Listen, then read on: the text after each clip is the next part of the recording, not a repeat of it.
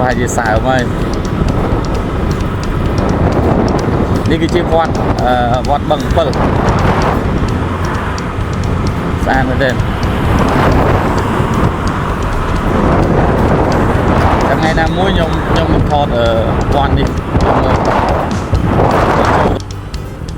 này lại cái tổ sân là ăn chiều là bị thua xuân bạn được mà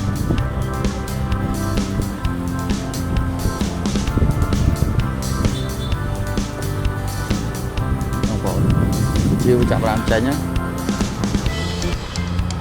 như cái bị bọt ăn bên đây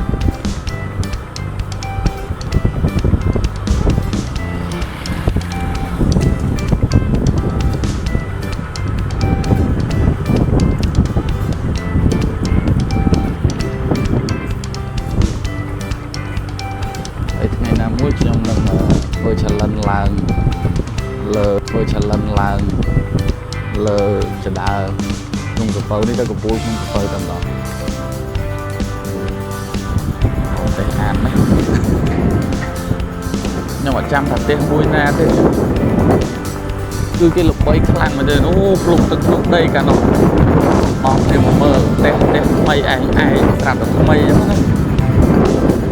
tình đi tăng chúa thay cái thay năm rồi đây vào bộ đó kia đi cái chia video muối là nhầm trong một hai vòng bộ đó kia ông pi lời vì cái lại thì ca bao nhóm từ tè bao nhóm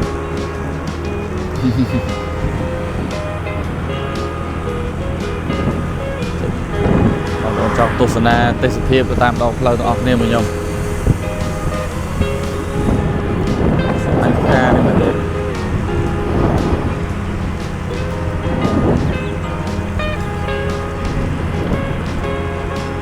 video này trong nhà từ bong ôn này nên sẽ một đấy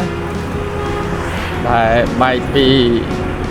sọc tê tôi zoom đại ban khơi sọc tê ấy chẳng ai tôi sẽ làm video này bàn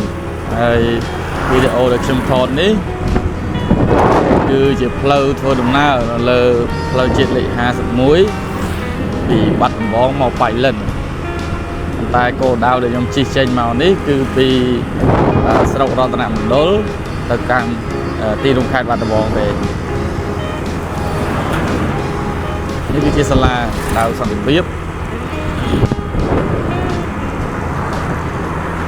mày đâu liền thế đâu thà thọ đại ban lư lơ mày đâu liền đi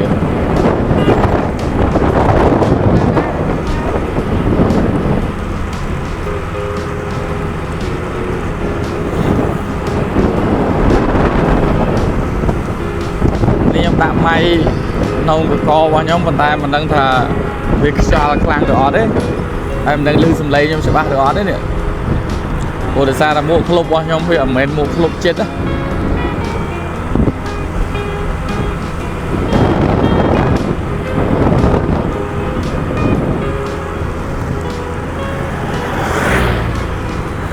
mày đâu liên tiếp mày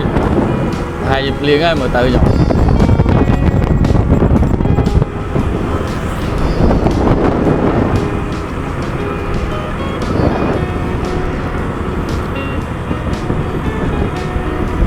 hay tại thực hiện nó tam lời anh ấy cái clown về bọn cho bọn không sạch đây cái này thì không mình này nó lánh lên tên để ca cả ngao quá thì cái tam lâu hô hai cho nó hay là đâu ní cứ chia là đâu ca cả ngao rồi đi ca thì dây máu xa mình đẹp sao không ai đam ca cả ngao nó tam lâu anh ấy có chia rung thêm nó lo mùi để sẽ làm để chó từ nào tam lử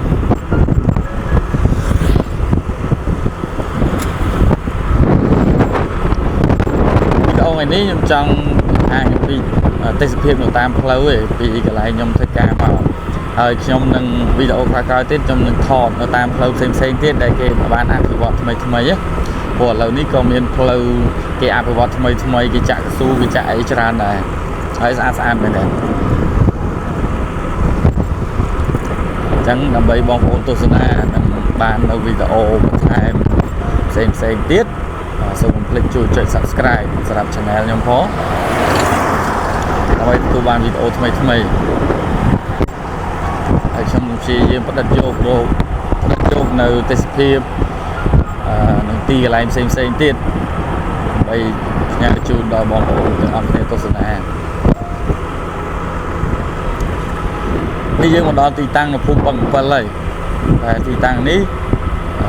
សម្បូរលក់ផ្លែឈើធម្មជាតិហើយខែនេះគឺជាខែលក់ផ្សិតដែរ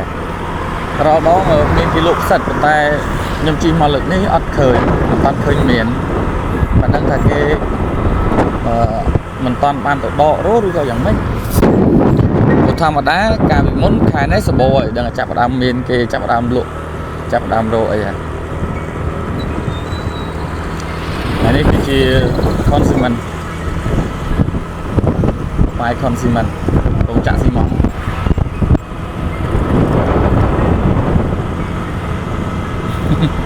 មិនបងអ្នកធ្វើការជាមួយគ្នាក៏លើកបាយ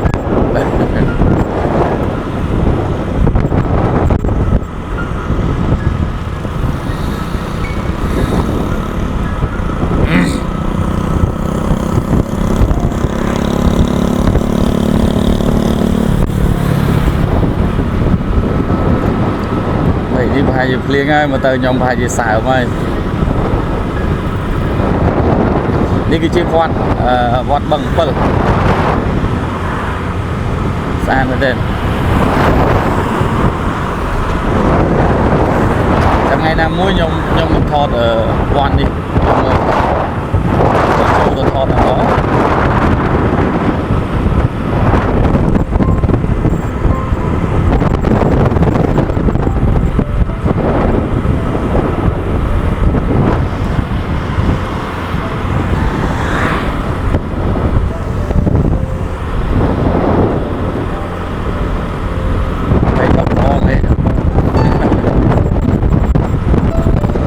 ត្រឹមចង់ជាបងប្អូនទីដែរសម្រាប់ទឹកដីខាងបែងចែករវាងស្រុកបន្ទាន់ហើយនិងស្រុករតនមណ្ឌល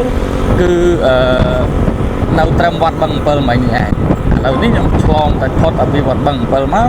យើងចូលមកដល់ទឹកដីនៃស្រុកបន្ទាន់អូមិញខ្ញុំភ្លេចប្រាប់បងប្អូនមិញមានគេលក់ផ្សិតអីផ្សិតរាំងផ្សិតបក់ផ្សិតអីណានេះបងប្អូននេះបងប្អូននេះមានហើយចាប់តាមមានហើយខ្ញុំអត់មានលុយក្នុងខ្លួនទេណាចាប់មើលស្អែកខ្ញុំចូលសួរអ្នកលក់នឹងតែម្ដងមិនដឹងថា1គីឡូប្រហែលនេះចាប់តាមលក់ឲ្យតាចាប់តាមយកមកលក់ឯនេះតាមយកមកលក់ឲ្យតា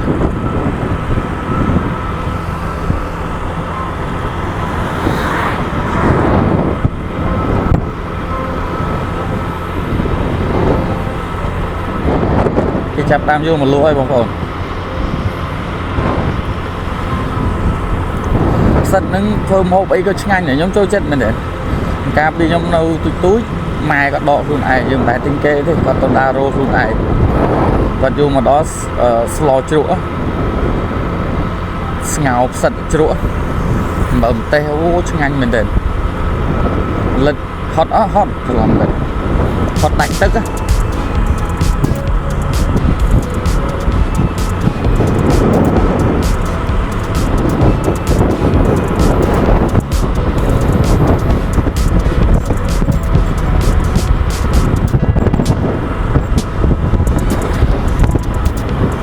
បន្តមកយើងក៏មកដល់វត្តរំជ័យនេះគឺជាវត្តរំជ័យនេះឡោមគឺវត្តរំជ័យ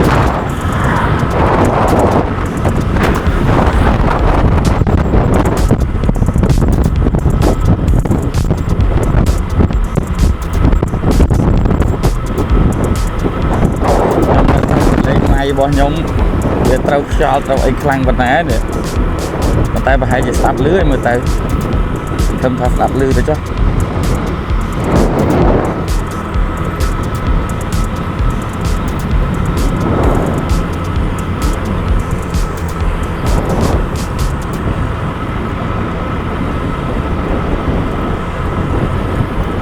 អូកាន់ដៃ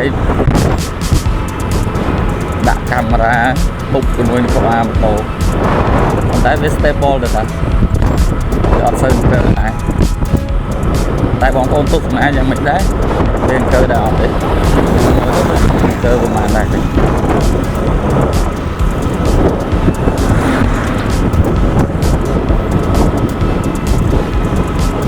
ចឹងធ្វើដំណើរប្រហែលជាជិត10នាទីយើងជិតមកដល់ពុកស្នាក់ហើយខ្ញុំនឹងមានវីដេអូថ្មីបន្ថែមទៀតពាក់ព័ន្ធនឹងទស្សនីយភាពផ្សេងអមជាមួយនឹងផ្លូវជាតិលេខ51នេះមានកន្លែងច្រើនហើយខ្ញុំចង់បង្ហាញជូនបងប្អូនអរគ្នាក៏ដូចជាបងប្អូននៅឯនេះសមុទ្រ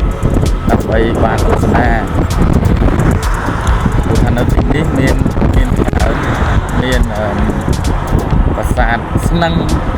មានវត្តអារាមទីវត្តអារាមផ្សេងហ្នឹងណា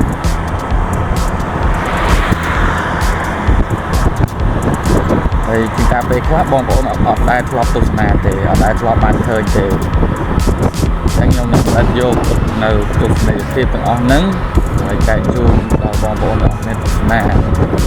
តែក៏នៅតែនិយាយដដែលថាបងប្អូនកុំភ្លេចជួយ Subscribe សម្រាប់ Channel YouTube ចឹងផងហើយជួយ Share ទៅកាន់មិត្តភក្តិដទៃទៀតដើម្បីឲ្យ Channel របស់ខ្ញុំគ្រប់ឱកាសអាចស្នើសុំរកប្រាក់បាន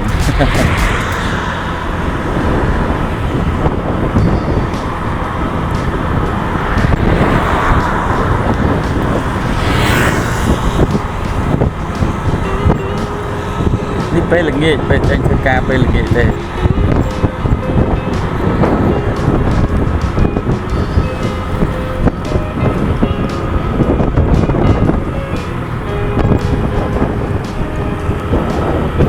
មិនដោយសារតែវីដេអូវា reload ឥឡូវខ្ញុំ record បន្តទៀតពីគេយើងជិតមកដល់ទីប្រជុំជនជិតដល់ផ្សារស្នឹងណាបាទ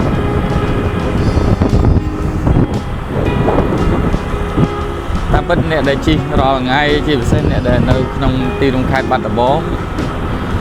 វីដេអូនេះគ្រាន់តែជាវីដេអូដដែលមួយទេប៉ុន្តែខ្ញុំគ្រាន់តែចង់ចែករំលែកដល់បងប្អូនដទៃទៀតដែលអត់ទាន់ដែលបានស្គាល់សម្រាប់ផ្លូវជាតិលេខ51នៃទីក្រុងខេត្តបាត់ដំបងនេះណាបាទតែផ្លូវនេះគឺជាផ្លូវធ្វើដំណើរភ្ជាប់ពីទីក្រុងខេត្តបាត់ដំបងទៅកាន់ខេត្តបៃលិនទៅទីរួមស្រុកសំឡូតបាទហើយផ្សេងនឹងឯងហើយនេះហើយគឺជាទីប្រជុំជននៅក្នុងគុំស្នឹងស្រុកបណ្ណន់សងខាងនៃផ្លូវនៃទីជុំជនរបស់គុំស្នឹងនេះគឺពោពេញទៅដោយកន្លែងលក់សាច់គោ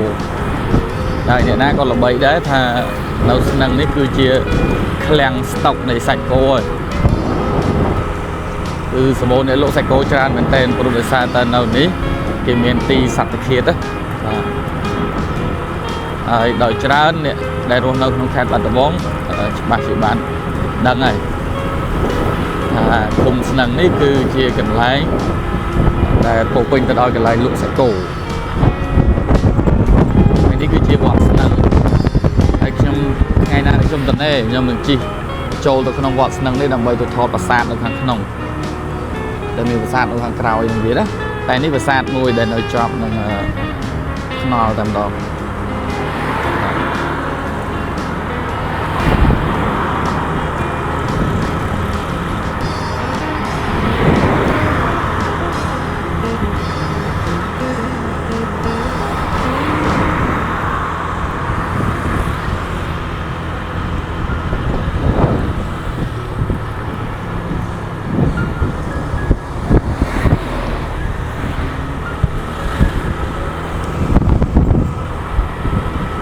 ហើយដោយឡែកសម្រាប់ម្ដុំនេះគឺសម្បូរលក់ត្រីប្រៃ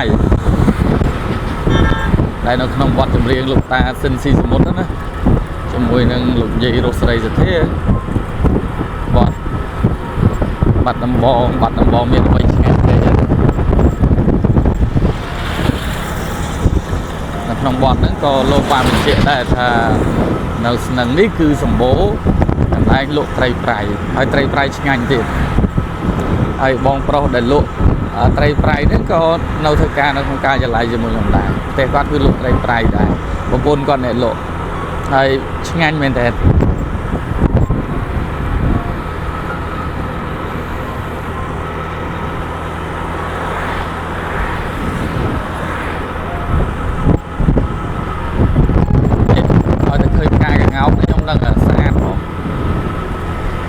ដូចទំនង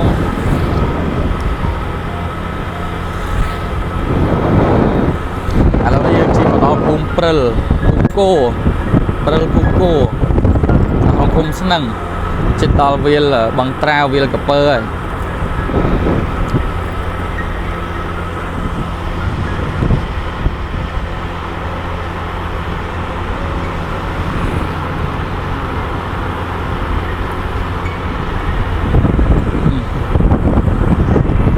ឃើញថាម៉ៃរបស់ខ្ញុំលឺល្អទៅចុះ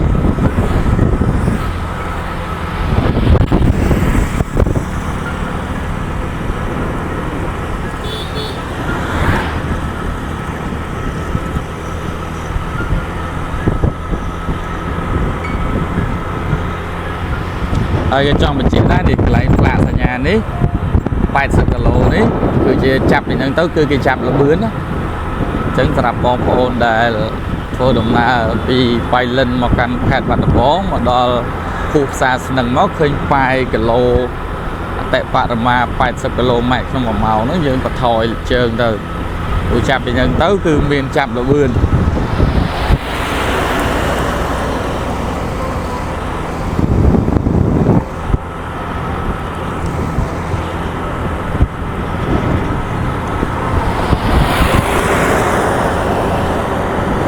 តាមដល់វាលបឹងត្រាវហើយ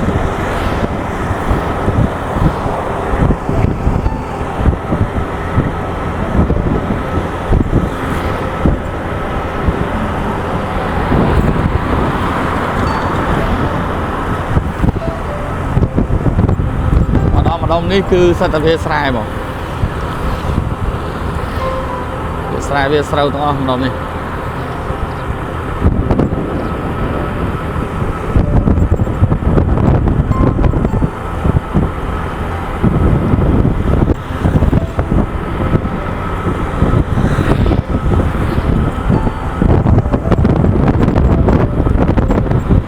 ពីមុនការពីនៅកំឡោះចេញពីធ្វើការមករៀង stress អីចឹងក៏មូលគ្នានេះដាក់តាមនេះឯងវាស្រែនេះអ្នកមកយូរមកគួយប្រាជ្ញទៅលេង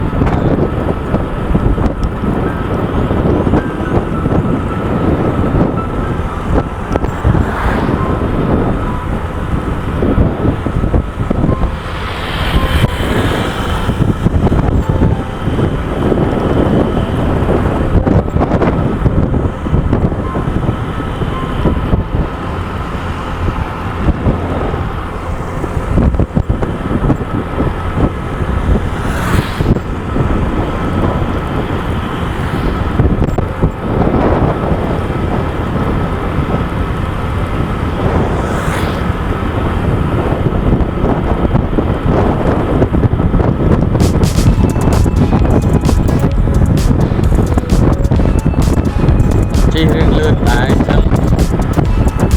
ម៉ៃនេះប្រហែលជាអាចស្រោបខ្យល់ខ្លាំងហើយមើលទៅ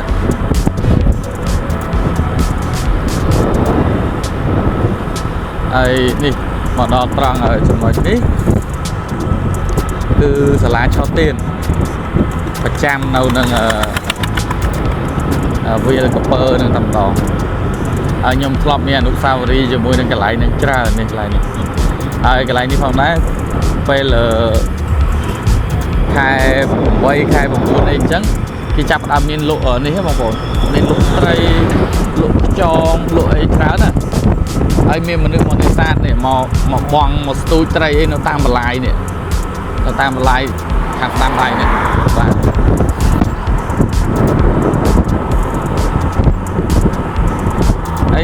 បាយមែនទេឲ្យតែខែហ្នឹងឡើងគឺពួកគេនាំគ្នាមកហើយគេនាំគ្នាមកស្ទូត្រីគេមកបងត្រីអីហ្នឹងទៅហើយបងប្អូនស្គាល់ទេនេះភ្នំអីគេបងប្អូនមានស្គាល់ទេបើស្គាល់ចាំជួយខមមិនខាងក្រោមមួយផងតើភ្នំនេះជាភ្នំអីហើយភ្នំនេះជាភ្នំអីភ្នំពីរចោលគ្នានេះបងប្អូនយើងអ្នកបាត់ដំបងស្គាល់ហើយហើយបើស្គាល់ចាំកុំភ្លេចជួយខមមិននៅខាងក្រោមវីដេអូនេះផងហើយខ្ញុំនឹងមានកម្រងមួយទៀត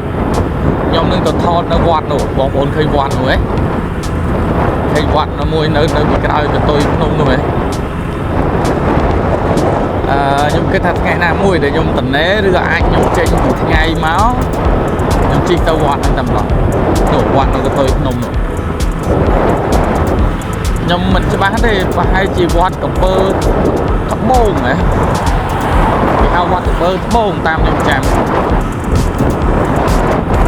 នោះបងប្អូនឃើញវត្តនោះតំបន់វត្តលឹមបាទដូចជាវត្តកំពើត្បូង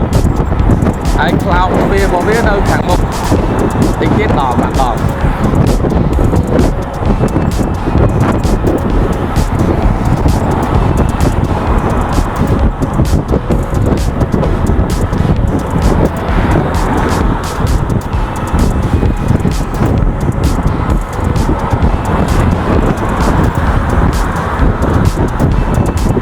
ឡានច្រើនដែរហ្នឹងនេះថ្ងៃច័ន្ទសុក្រធម្មតាណាឡាននេះភាគច្រើនឡានអ្នកធ្វើដំណើរពីបៃលិនហើយអ្នកដំណើរការងារធ្វើការងារតាមស្ថាប័នរដ្ឋឯកជននេះមួយចំនួននេះប៉ុន្តែបើសៅរ៍អាទិត្យវិញបងប្អូនខែនេះចាប់ពីខែ6ទៅដល់ខែ7ខែ8សៅរ៍អាទិត្យគឺស្ទះឡានមកគឺមនុស្សបុកទៅលេងនៅសឡូតខ្លាំងមែនទេដោយសារតែខែនេះសម្បូរដំណាំផ្លែឈើដូចជាត្រេនដូចជាអីផ្សេងៗហ្នឹងណាបាទតែយើងងាកមកវីដេអូនេះវិញនេះគឺភ្នំកំពើយើងថតចិត្តខ្ញុំសម័យថាថ្ងៃណាមួយខ្ញុំនឹងសោះលុយទិញដ្រូនខ្ញុំចង់ជិះចូលទៅក្នុងនោះហើយខ្ញុំហោះ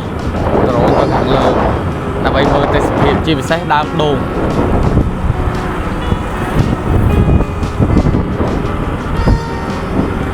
និយាយជារួមទៅដើមដូងដែលដុះដែលភ្នំសងខាងហ្នឹងភ្នំកំពើភ្នំសំពៅភ្នំក្តៅភ្នំអីហ្នឹងនៅអញ្ជើញភ្នំគឺសម្បូរដើមដូងមែនទេបងប្អូនដែលធ្លាប់ឃើញកន្លែងគេនាំគ្នាទៅទស្សនាល្បីកន្លែងសម្បូរដើមដូងដើមស្លា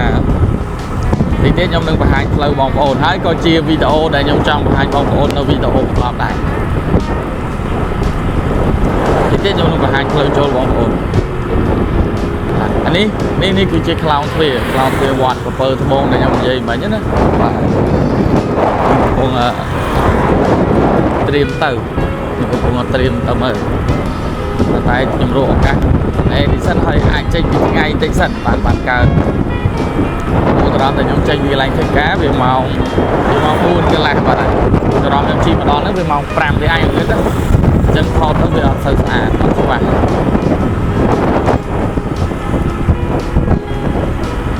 នឹងហើយនេះគឺជាផ្លូវវត្តចូលកន្លែងដើមដូងស្អាតហ្នឹងណាតែអត់អីទេតិចទៀតវីដេអូក្រោយវីដេអូបន្ទាប់ខ្ញុំនឹងធ្វើវីដេអូដែលខ្ញុំជិះទៅកន្លែងហ្នឹងតែម្ដងហើយកន្លែងដើមដូងហ្នឹងក៏ខ្ញុំក៏ជាផ្ទះរបស់អ្នកស្គាល់ខ្ញុំតែនៅនឹងដែរផ្ទះគាត់ហ្មងនៅនឹងហ្មងអ្នកស្គាល់គ្នានៅនឹង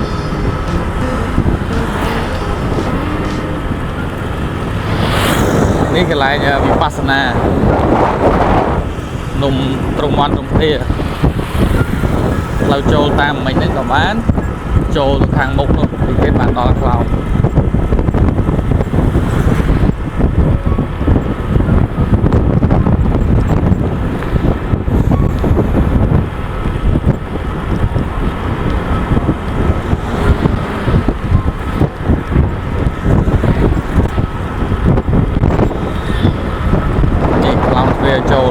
វត្តក្នុងមាត់នោះទេបងអាចមើលឃើញវត្តđấyកាមេរ៉ាទៅហ្នឹងគឺវត្តក្នុងមាត់នោះទេ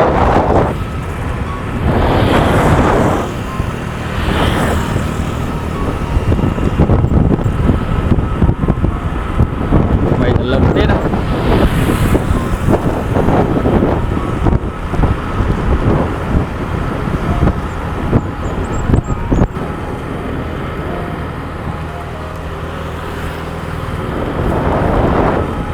ឥឡូវយើងមកដល់ទីប្រជុំជននៃឃុំភ្នំសំពៅម្ដងនេះស៊ីលីដាភ្នំសំពៅ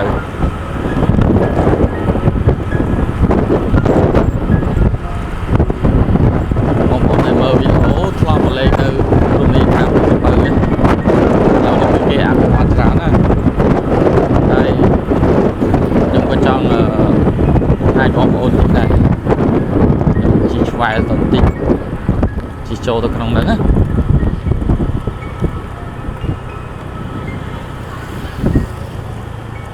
ឡូវនេះគេអភិវឌ្ឍច្រើនណានេះកន្លែងគេទស្សនាលអាងបញ្ជីវឥឡូវគេធ្វើសួនឆ្លាក់បដិមាអីពេញហ្នឹងឯងនេះអត់តន់ជីវអត់តន់ចេញទេតែជីវទេសចរចាប់ដើមបុកមកបើទៅទៀតផងគឺពេញហ្នឹងហ្មង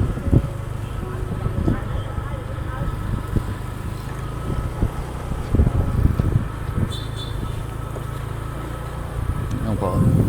ជីវចាប់ដើមចេញនេះគេអភិវឌ្ឍស្អាតមែនទេ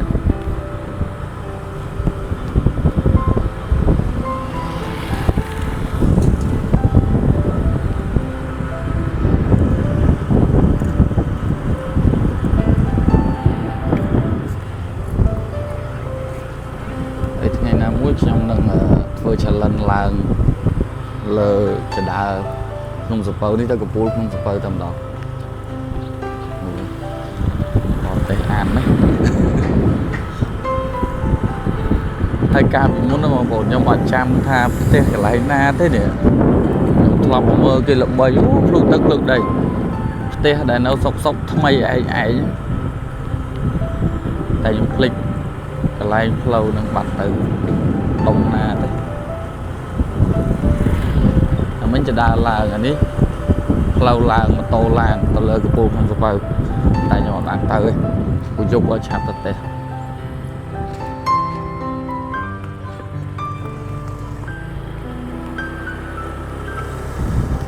ខ្ញុំភ្លេចផ្ទះហ្នឹងទៅ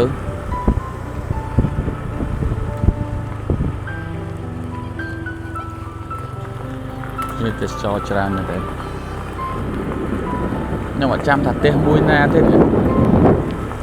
គឺគេល្បីខ្លាំងមែនទេអូភ្លុកទឹកភ្លុកដីកាលនោះបងគ្នាមកមើលផ្ទះថ្មីឯងស្រាប់តែថ្មីអញ្ចឹងណាខ្ញុំភ្លេចទីតាំងទៅយូរហើយជា20ឆ្នាំជាងគេនាំគ្នាមកមើលអានេះខ្ញុំជិះវៀងផ្លូវនេះ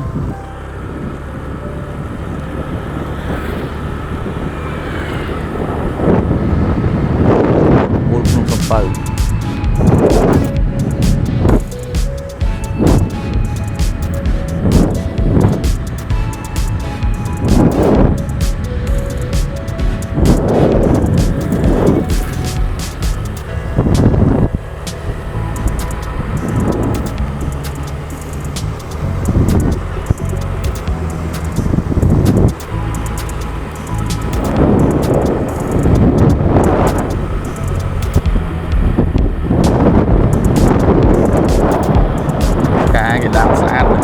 នៅចំនៅបងស្លាបឋមរបស់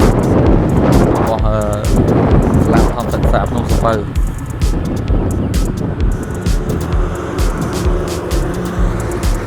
ខ្ញុំចេញមកខាងនេះវិញ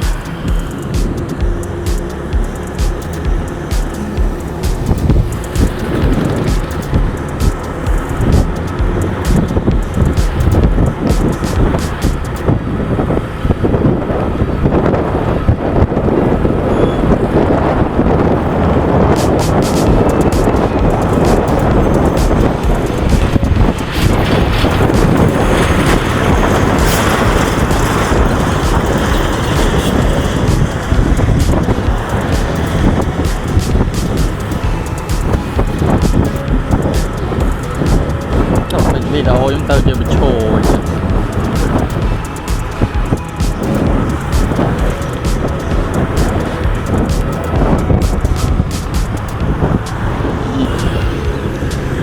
ហ្នឹងហើយបងប្អូនឥឡូវខ្ញុំជិះមកដល់ភូមិកំពៅហើយភូមិកំសពៅមកប៉ុន្តែដោយសារឥឡូវនេះវាមេចាប់ដើមអត់លឹមខ្លាំងទៅហើយអញ្ចឹងខ្ញុំថតទូរស័ព្ទផងខ្ញុំខ្លាចអូនទឹកចូលទូរស័ព្ទនេះទូរស័ព្ទខ្ញុំសាប់កូនខ្ញុំខ្លាចខូចទូរស័ព្ទកូនអញ្ចឹងអរគុណបងប្អូនដែលបានទស្សនានៅវីដេអូមួយនេះហើយកុំភ្លេចជួយ Subscribe Channel របស់ខ្ញុំផងបាទរីករាយសារណាបាទហើយជួយចុចសញ្ញាកណ្ដឹងផងដើម្បីទទួលបានវីដេអូផ្សេងៗទៀតហើយនេះខ្ញុំចង់តែបញ្ជាក់បងប្អូនថា